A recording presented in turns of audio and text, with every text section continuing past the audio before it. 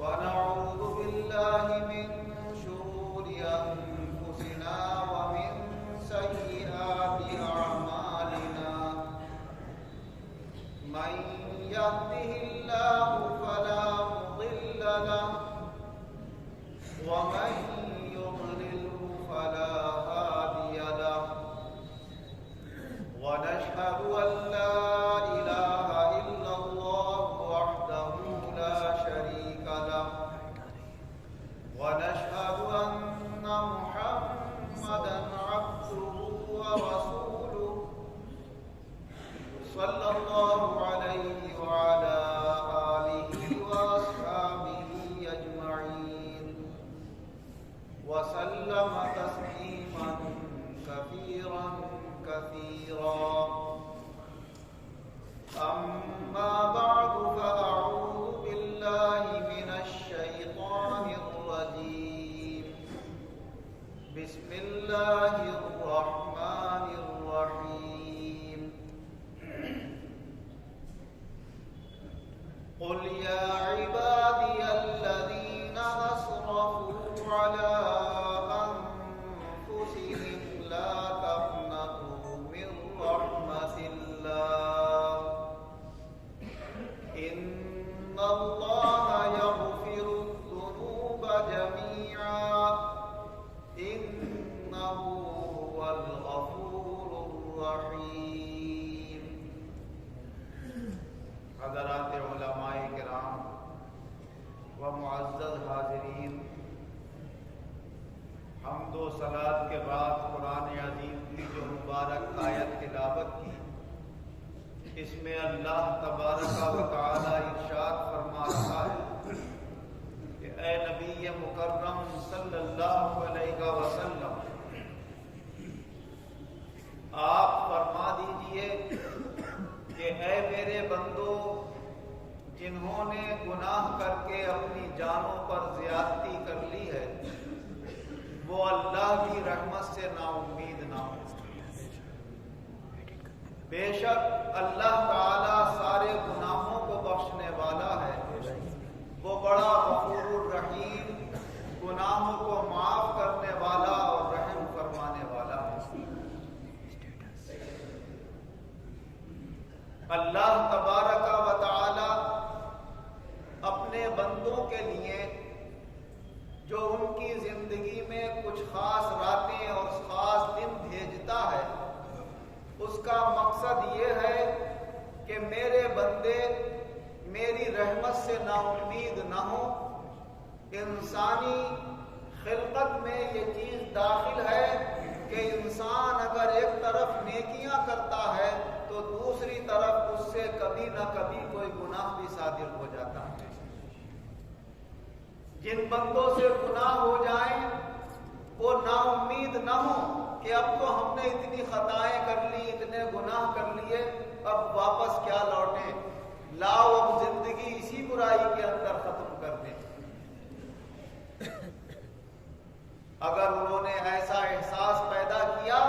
تو وہ اللہ کی رحمت سے نا امید ہوئے، اور اللہ تعالیٰ فرماتا ہے لا تیأسوا من روح اللہ انہ لا ییأس من روح اللہ الا القوم الکافرون. اللہ کی رحمت سے نا امید اور مایوس مت ہو، بے شک جو اللہ کی رحمت سے نا امید ہوتے ہیں وہ کافر ہیں. ایمان والا کبھی اللہ کی رحمت سے نا امید نہیں ہوتا. لوگوں نے اللہ کے بندوں کو احساس کمتری کا شکار کرنے کے لیے، ان کے اندر نا امیدی اور مایوسی پیدا کرنے کے لیے اپنے پاس سے ایسے ایسے مقولے اور جملے تیار کر لیے ہیں کہ جس سے انہیں شرم و حیا دلائی جاتی ہے اور یہ بتایا جاتا ہے کہ اب اتنے گناہ کر کے کیسے معافی ہو سکتی ہے. لوگ کہتے ہیں 900 چوہے کھا کے بلی حج کو چل. تو یہ مسل کیوں بنائی ہے؟ اسی لیے کہ وہ بتائیں کہ اب تم نے اتنی خطائیں، اتنی غلطیاں، اتنے گناہ کر لیے، اب پلٹ کر نیکی کی طرف آئے تو کیا فائدہ ہو. وہ کیا جانے اس بات کو. بعض شاعروں نے بھی ایسے کلام کہہ دی. عمر ساری تو کٹی عشق بتام مومن، عمر ساری تو کٹی عشق بتام مومن، آخری وقت میں کیا خاک مسلمان۔ لیکن میں اس طرح کے اشعار سے اور ایسے جملوں اور کلمات سے جن سے نا امیدی ظاہر ہوتی ہے، بندوں میں مایوسی پیدا ہوتی ہے، قرآن و حدیث کی جب روشنی ہمارے سامنے ہے تو ہم ان چیزوں سے تعلق نہیں رکھتے اور ان کی موافقت نہیں کرتے۔ ہم تو یہ دیکھیں گے کہ اللہ کیا فرما رہا ہے، اللہ کے رسول کیا فرما رہے ہیں۔ شاعر کا کلام اپنی جگہ ہے، لوگوں کے مقولے اپنی جگہ ہیں، لیکن کوئی بھی اللہ کے کلام سے مقابلہ نہیں کر سکتا۔ جب ہمارا اللہ ہم سے کہہ رہا ہے کہ اب تک تم نے جو خطائیں کر لی، غلطیاں کر لی، وہ کر لی، اب بھی توبہ کر کے اگر میرے قریب آؤ گے تو میں دامان رحمت پھیلائے ہوئے ہوں تمہیں اپنے دامن میں لینے کے لیے اور تمہارے گناہوں کو معاف کرنے کے لیے۔ اور اس نے اپنے رسول صلی اللہ علیہ وسلم سے فرمایا، اے رسول ہماری طرف سے آپ اعلان کر دیجئے کہ جن میرے بندوں نے گناہ کر لیے ہیں، خطائیں کر لی ہیں، وہ اللہ کی رحمت سے نا امید نہ ہو۔ اللہ تعالیٰ بڑی قدرت والا، بڑی وسعت والا، بڑی رحمت والا ہے، وہ اپنے بندے کے سارے گناہوں کو معاف کر سکتا ہے۔ اللہ تعالیٰ فرماتا ہے ان اللہ لا یغفر ان یشرک بہ ویغفر ما دون ذلک لمن یشاء، بے شک اللہ اس گناہ کو نہیں بخشتا کہ جو بندہ اللہ کے ساتھ کسی کو شریک بناتا ہے۔ شرک کے گناہ کے علاوہ اللہ تعالیٰ ہر گناہ کو معاف کر دیتا ہے، مگر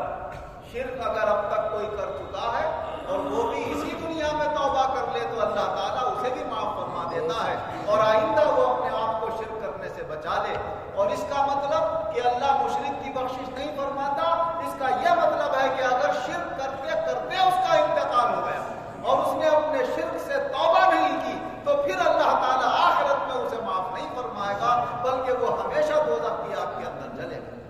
ورنہ شرک کے علاوہ کوئی گناہ ایسا نہیں ہے کہ جو اللہ کی رحمت اسے صاف نہ کر دے اور اللہ تعالیٰ اپنے بندے کو معاف نہ فرمائے۔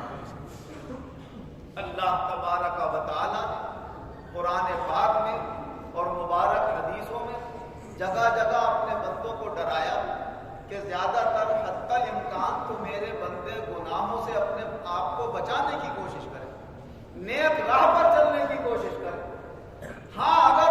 بچاتے بچاتے بھی کہیں ان سے کوئی گناہ ہو جائے، کوئی غلطی اور خطا ہو جائے تو پھر نا امید نہ ہو، میں اپنے بندوں کے گناہوں کو معاف بھی کر دوں۔ اس نے ڈراتے ہوئے یہ بھی فرمایا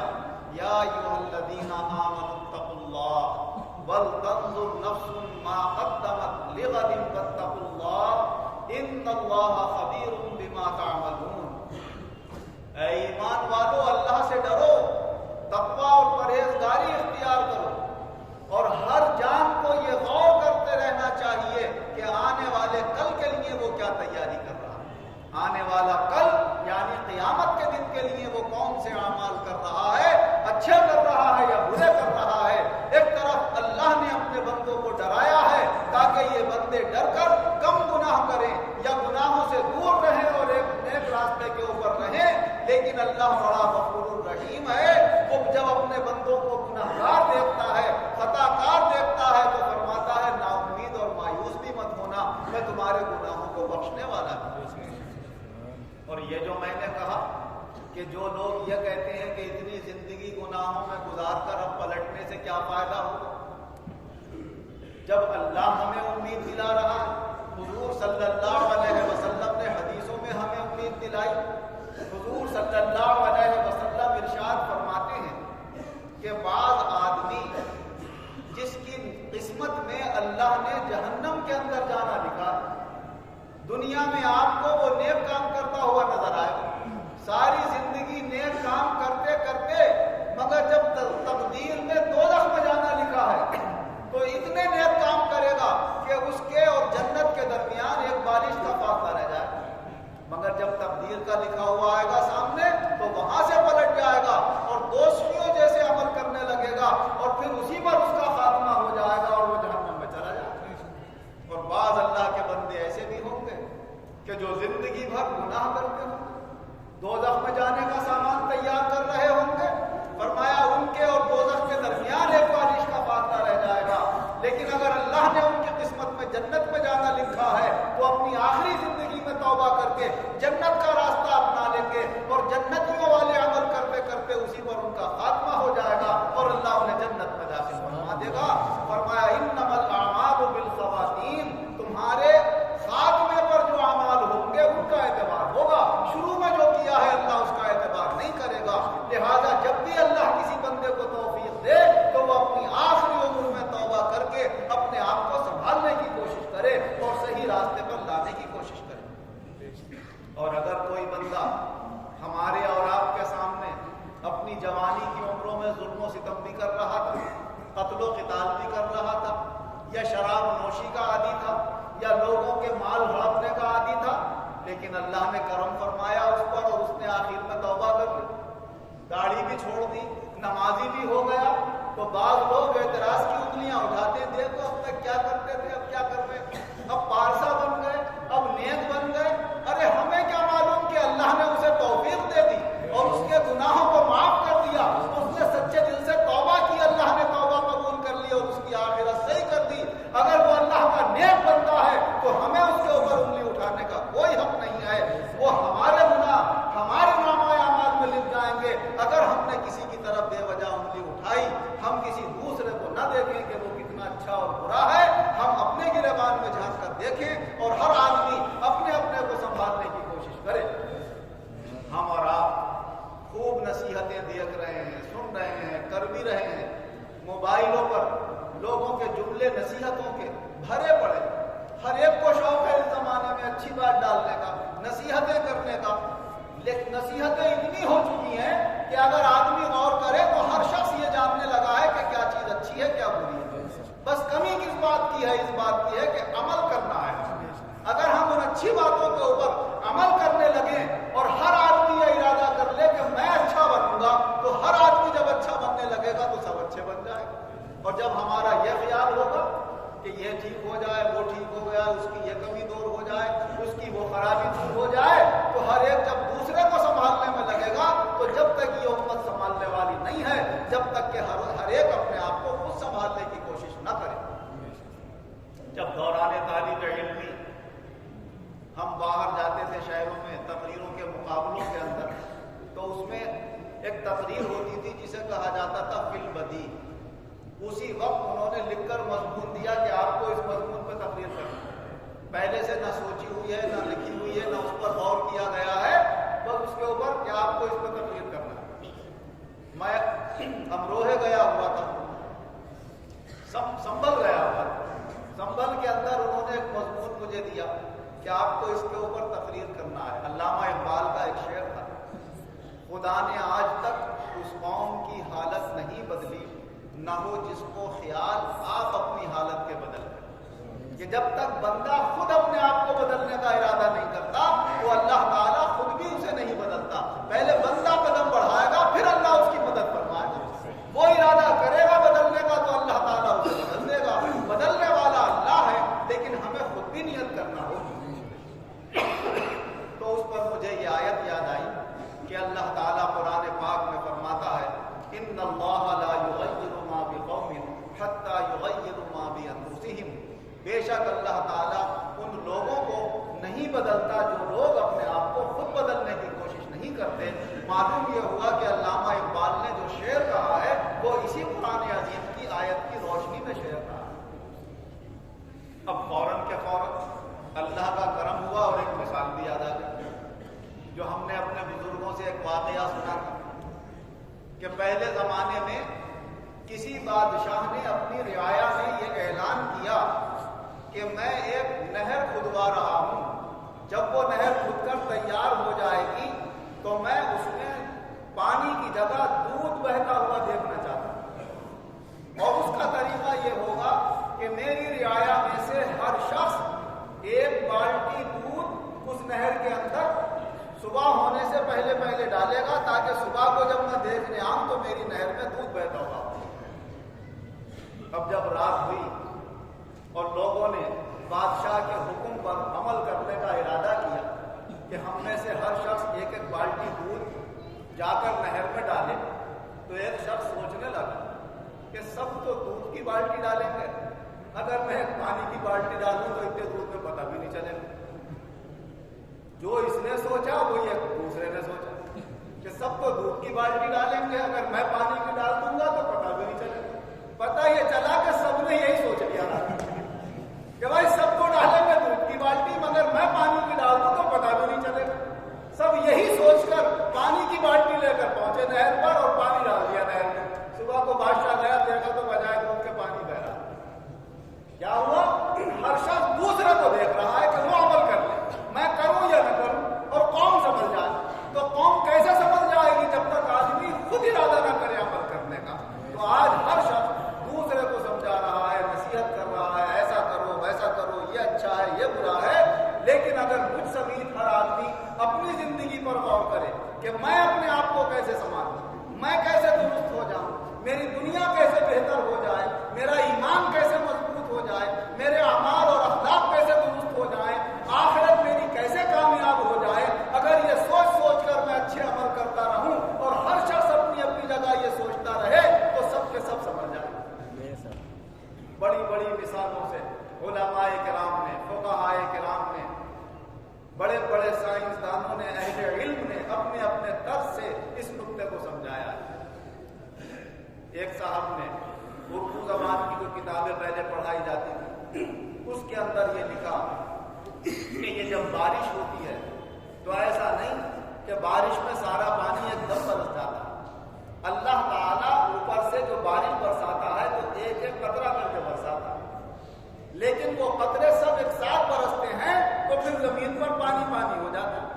فرمایا اگر ہر قطرہ یہ سوچ لے کہ میں قطرہ ہوں, زمین پر گرنے سے مجھ سے زمین کو کیا فائدہ ہو جائے گا, اور وہ قطرہ زمین پر نہ گرے تو پھر جب ہر قطرہ زمین پر نہیں گرے گا تو زمین خشک رہ جائے گی. قطرہ یہ سوچے جتنی میری بھی ساتھ ہے میں کر جاؤں, باقی تو اللہ جانے اسے کیسے سیراب کرے گا اور کیسے زمین کو آباد کرے گا. تو ہر شخص یہ سوچ لے کہ میں اپنی جگہ درست ہو جاؤں, دوسرا ہوتا ہے یا نہیں ہوتا ہے, تو انشاءاللہ بہت جلدی ہمارے اندر سوال پیدا ہوگا. لیکن بحیثیت بشریت ہر بندے سے اپنے اپنے مرتبے اور مقام کے اعتبار سے کوئی نہ کوئی خطا, کوئی نہ کوئی غلطی ہوتی رہتی ہے. گناہ گاروں کے گناہ تو یہ ہوتے ہیں کہ اس نے جھوٹ بول دیا, چوری کر لی, وعدہ خلافی کر لی, کسی کی غیبت کر دی, کسی پر الزام لگا دیا. لیکن اللہ والوں کے گناہ ان کے مرتبے کے لحاظ سے یہ ہوتے ہیں کہ ہمیں خدا کی معرفت میں کتنا زیادہ اونچا ہونا چاہیے تھا, ہم اتنے اونچے کیوں نہیں ہوئے, ہم اس سے نیچے کیوں رہ گئے. تو وہ اس خیال سے اپنے آپ کو گناہ گار تصور کرتے ہیں, جس کو انہوں نے فرمایا حسنات الابرار سیئات المقربین, کہ جو نیک لوگوں کی نظر میں ان کی نیکیاں ہوتی ہیں وہ اللہ کے مقرب بندوں کی نظر میں بعض ان میں سے گناہ ہوتے ہیں. کیونکہ جب وہ اونچے مقام کے اوپر پہنچتے ہیں تو نیچے والے مرتبے کو دیکھ کر کہتے ہیں افسوس ہم کہاں پر گرے ہوئے تھے, ہمیں تو اس مقام پر بہت پہلے آ جانا چاہیے تھا. اسی طرح جو بندے اپنے گناہوں سے توبہ کر کے نیک راستہ اپنائیں اور پھر اپنے دل میں اور اپنی روح میں سکون محسوس کریں تو وہ یہی کہیں گے افسوس ہم کن گناہوں میں لگے ہوئے تھے, کن برائیوں کے اندر پھنسے ہوئے تھے, ہمیں تو یہ نیک راستہ بہت پہلے اختیار کر لینا چاہیے تھا. جو سکون اللہ اور اس کے رسول کا حکم ماننے میں ہے وہ اللہ اور اس کے رسول سے دور رہنے میں کسی حال میں بھی حاصل ہونے والا نہیں ہے. چاہے ہم دنیا کی دولت کتنی بھی اکٹھی کر لیں, لیکن سکون اور اطمینان ملے گا تو اللہ کے قرب اور اللہ کی یاد سے ملے گا. اور یہ اللہ نے قرآن پاک میں فرمایا الا بذکر اللہ تطمئن القلوب, خوب خبردار ہو جاؤ کہ دلوں کو سکون اور اطمینان ملتا ہے تو وہ اللہ کی یاد سے ملتا ہے. حضرت انس رضی اللہ عنہ سے روایت ہے کہ حضور صلی اللہ علیہ وسلم نے ارشاد فرمایا کہ اللہ تعالی اپنے توبہ کرنے والے بندے کو بڑا پسند فرماتا ہے. اتنا پسند فرماتا ہے کہ جیسے کوئی شخص کسی ریگستان کے علاقے میں پھنس جائے اور اس کی سواری وہاں پر اونٹ جس کے اوپر اس کا کھانا بھی ہے, پانی بھی ہے, ضرورت کے سامان ہیں, وہ اس کے ساتھ تھا. اچانک وہ دیکھتا ہے کہ اس کا اونٹ غائب ہو گیا. وہ نا امید و مایوس ہونے لگتا ہے کہ یہاں دور دور تک آبادی نہیں ہے, ریگستان میں کہاں جاؤں گا, کیسے یہاں سے نکلوں گا, کھانے کا سامان یہ خیال کر کے وہ شخص نا امید ہو کر لیٹ جاتا ہے کہ اب موت کے علاوہ کوئی راستہ نہیں۔ تھوڑی دیر کے بعد پھر اس کی آنکھ کھلتی ہے تو وہ کیا دیکھتا ہے کہ اس کی سواری اس کے قریب ہے، اس کے اوپر اس کا کھانا بھی ہے، اس کا پانی بھی ہے، سب کچھ موجود ہے۔ تو وہ دیکھ کر اتنا خوش ہو جاتا ہے اور کہتا ہے، اب اپنے رب تبارک و تعالیٰ کو یاد کر کے خوشی میں کہ اے مولا، میں تیرا رب ہوں، تو میرا بندہ ہے، تو نے میرے اوپر کتنی مہربانی فرمائی۔ یعنی الٹا بول جاتا ہے خوشی کے مارے۔ یعنی موت کے بعد جب زندگی کے آثار نظر آتے ہیں تو اتنا خوش ہوتا ہے کہ کہنا یہ تھا اسے کہ اے رب، اے مولا، تو میرا رب ہے، میں تیرا بندہ ہوں، مگر خوشی میں لفظ اس کی زبان سے پھسل جاتے ہیں اور کہتا ہے میں تیرا رب ہوں، تو میرا بندہ ہے۔ حضور صلی اللہ علیہ وسلم فرماتے ہیں جتنا یہ شخص اپنی زندگی کے آثار دیکھ کر اور اپنا سامان دیکھ کر خوش ہوا ہے، اس سے زیادہ اللہ اپنے توبہ کرنے والے بندے سے خوش ہوتا ہے۔ تو ہم بڑے خوش نصیب ہیں اگر اللہ ہمیں توبہ کی توفیق عطا فرما دے، اور خاص طور سے یہ مبارک رات اللہ تبارک و تعالیٰ نے اپنے بندوں کے لیے اسی لیے مقرر فرمائی ہے جس کا نام رکھا گیا ہے شب برات، یعنی گناہوں سے بری ہونے والی رات۔ اس رات اللہ تعالیٰ سے جو بندے اپنے گناہوں کی معافی مانگتے ہیں، توبہ کرتے ہیں، تو اللہ تعالیٰ قبیلہ بنو کلب کی بکریوں کے جو بال ہیں ان بالوں کی تعداد سے بھی زیادہ اللہ اپنے بندوں کے گناہوں کو معاف فرماتا ہے۔ قبیلہ بنو کلب عرب کا وہ قبیلہ تھا جو سب سے زیادہ بکریاں پیدا کرتے تھے۔ کتنی ان کی بکریاں ہوں گی اور ایک ایک بکری پر کتنے بال ہوں گے جن کی گنتی بھی نہیں ہو سکتی۔ تو اللہ